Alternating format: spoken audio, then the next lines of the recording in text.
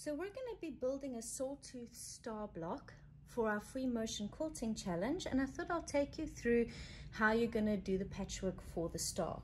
So I've chosen to do mine in a variety of shades, and you can pick whatever colors you have in your stash.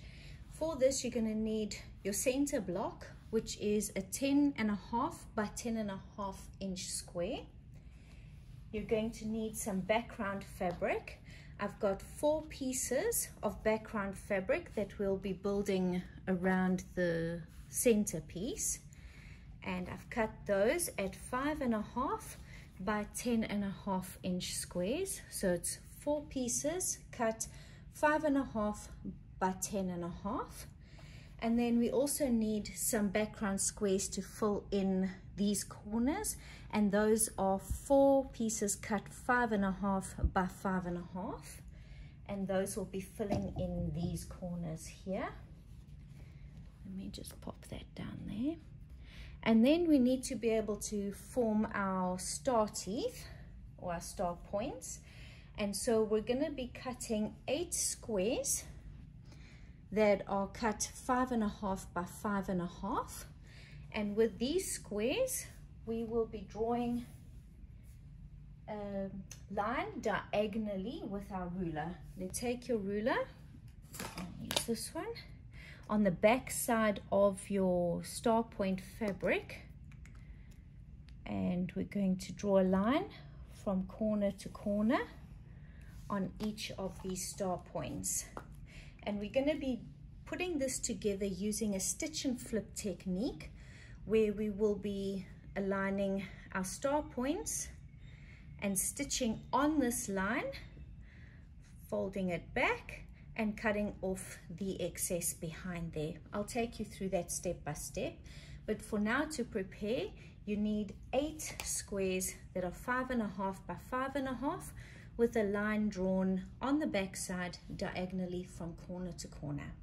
So we'll get all of that prepped, and then we'll meet back here to make our star blocks. To do the star blocks, we've now marked all of our star points and we've got our background fabrics ready. You're going to lay these, and we'll do it chain piecing style. So we'll do all of the left hand side of all 4, and then we'll fold that, cut it, and then do all the right hand side. So you place it wrong sides together, making sure that your star point line starts in the center on the top right and comes down to the bottom of the top left. Lay that on and just pop a pin in to hold it in place. And then you repeat that with all 4,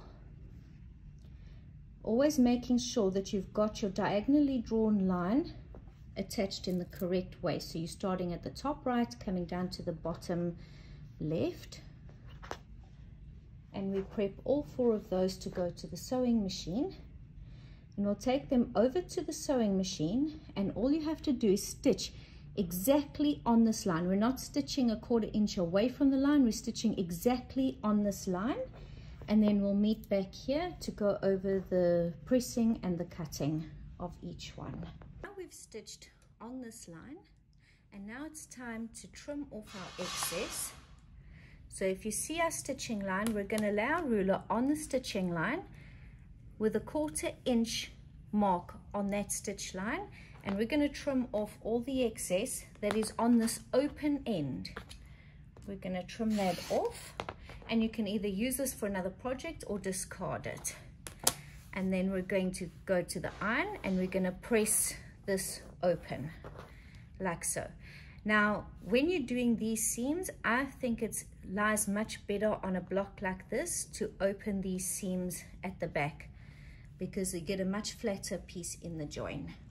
So we're going to repeat that for all 4, and we will press these open, and then we'll come and put on the rest of the star points. I'm going to press this.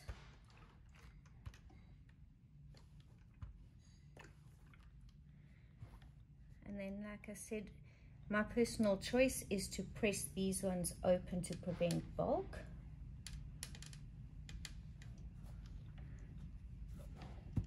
And give it one more press. Okay. And you'll repeat that for all of them. And now what you're going to do is you're going to prepare this for your next step, and that is to do your second star point. So now you're going to place it on, but you're going to make sure that on the center one, you're at the top of the center, so you're crossing over the center of this piece, and then you're coming to the bottom right where you're not crossing over anything. And just to double check that you've put it in the right direction, fold it in half to check and see if it's going to make a flying geese. And you can see that that is perfect. You want this to cross over here so that you've got, when you're finished, a 1/4 inch seam allowance, and you can keep a perfect point at the end. So don't ever trim any of that beyond this point before it's in a block. So you're going to repeat this for all of your blocks. Place a little pin in, take it to your sewing machine, and again you're going to stitch exactly on this line, trim a 1/4 inch away, and press open like you did here to have 4 perfect flying geese. Now we're ready to build our block. So we'll build the top row first. You put your flying geese, and you put a background and a background, and we will be sewing these together over here and pressing to the outside bit so that you don't have any seams where you're pressing. And then we're going to sew the center portion, so you'll have your center there, and you'll place a flying geese this way, and you'll place one that way. And again you're going to sew here, making sure that when you align this, you get your needle to stop exactly here in this point where the V is. You want your needle to go into that point in order to keep your points nice when you're sewing your flying geese. So we'll be joining those rows together, and then we'll be repeating what we did for the top row with the bottom, except our flying geese will be facing this way. And it'll be like so. So you'll be joining here, and again pressing out these ones, you'll press to the center. These ones you'll press to the outside corners. And once you're at that point, we'll meet back here to join the 3 rows together. All of our pieces pressed, we're going to lay them out and get ready for stitching them together. Lay your center one out first, and then we'll put the top piece on that, and then we'll place the bottom piece. At this point, make sure that you've got it facing the correct direction. Make sure that all of these star points, the center is pointing in and the outside points are pointing to the outside of the block. And now what you're going to do is you're going to bring one over here, and you can nest these seams. Because you've pressed them in opposite directions, these seams should butt up next to each other perfectly to nest. And we'll put some pins in to hold that. And on this side the same thing, these seams will perfectly nest. And I would suggest that when you're sewing this, keep this point up to the top so that you can aim your needle for this V over here. So you want to keep this point up at the top and put this at the bottom of your machine so that you can control where your needle lands here at this V. So you're going to sew the bottom, and then you'll repeat the process for the top, and you'll press it, and your block is ready. And we'll meet back here to see a finished block.